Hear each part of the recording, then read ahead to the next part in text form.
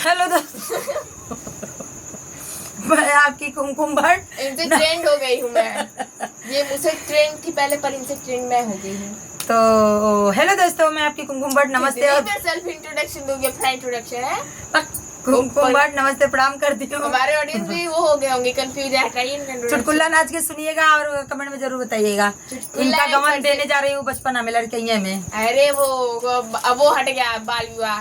वो कौन हटा दिया है? राम मोहन, राजा राम मोहन राय। हाँ, चलो याद है मुझे। याद है तो वो कौन हटा दिया पूछ रही हैं। राम मोहन, वही में तो राजा नहीं लगाया। याद है इनको, आप लोग बताइएगा इनको। बस बोला राम मोहन। तो चलिए गीत को सुनिएगा, आनंद लीजिएगा, कमेंट करके जरूर बताइएगा।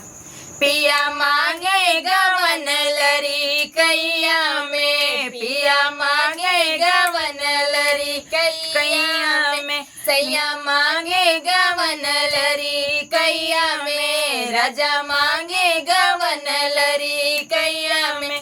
हे लरी कैया में, वो लरी कैया में, हे लरी कैया में, वो लरी कैया में, पिया मांगे गवन लरी कैया में, राजा मांगे गवन लरी कैया में, पिया मांगे गवन लरी कैया में। अब बही रहे अम्मा बाबू के दुलारी, अब बही रहे अम्मा बाबू के दुलारी, अम्मा बाबू दुलारी, ओ बाबू के दुलारी, अम्मा के दुलारी, ओ बाबू के दुलारी। पहिने ना सीखे गवनवा के साड़ी, पहिने ना सीखे गवनवा के साड़ी, गवनवा के साड़ी, गवनवा के साड़ी।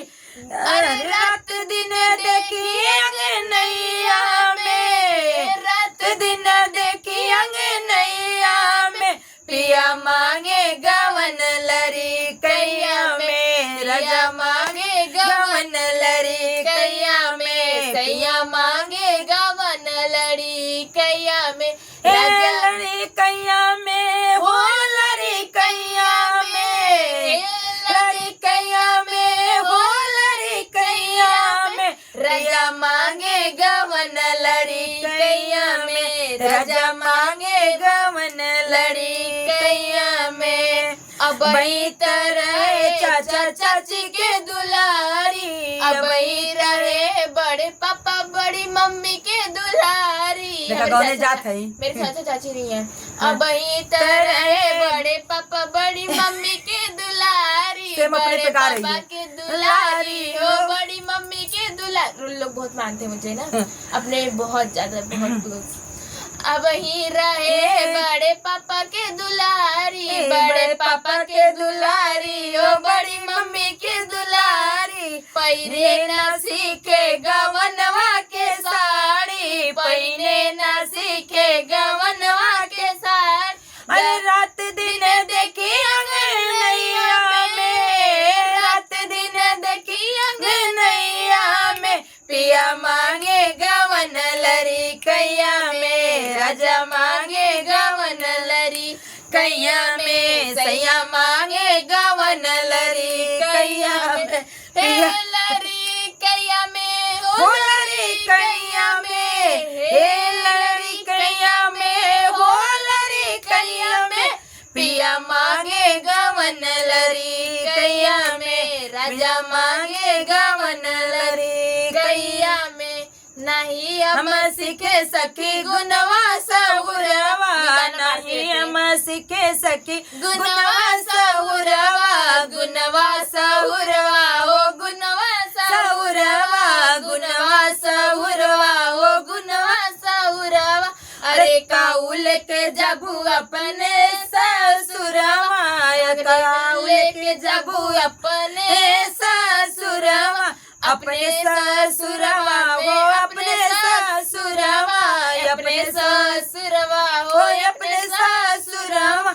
अरे रात दिन देखी अंगनैया में, अरे रात दिन देखी अंगनैया में, पिया मांगे गवन लरी कैया में, राजा मांगे गवन लरी कैया में, सैया मांगे गवन लरी कैया में, बलमा मांगे गवन लड़ी कैया में, हे लड़ी कैया में, हो लड़ी कैया में, हे लड़ी कैया में, हो लड़ी कैया में पिया मांगे गवन लड़ी कैया में, राजा मांगे गवन लड़ी कैया में, सैया मांगे गवन लड़ी कैया में। अब ही रहे अपने भैया बहन के दुलारी, ये बहन रहे अपने भैया भाभी के दुलारी, भैया भाभी के दुलारी, ओ भैया भाभी के दुलारी, भैया के दुलारी, ओ भाभी के दुलारी, भैया के दुलारी, ओ भाभी के दुलार।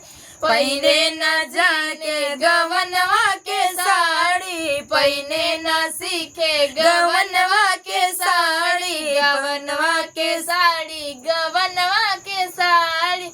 अरे रात दिन खेली अंगनैया में, अरे रात दिन खेली अंगनैया में, पिया मांगे गवन लड़ी कैया में, राजा मांगे गवन लड़ी कैया में, सैया मांगे गवन लड़ी कैया में। अरे रात दिन खेली अंगनैया में, बचपन में हम चली बकैया हो, पिया मांगे गवन लड़ी कैया में, राजा मांगे गवन लड़ी कैया में, हे सैया मांगे गवन लड़ी कैया में, हे लड़ी कैया में, हो लड़ी कैया में, हे लड़ी कैया में, हो लड़ी कैया में, पिया मांगे गवन लड़ी कैया में, राजा मांगे गवन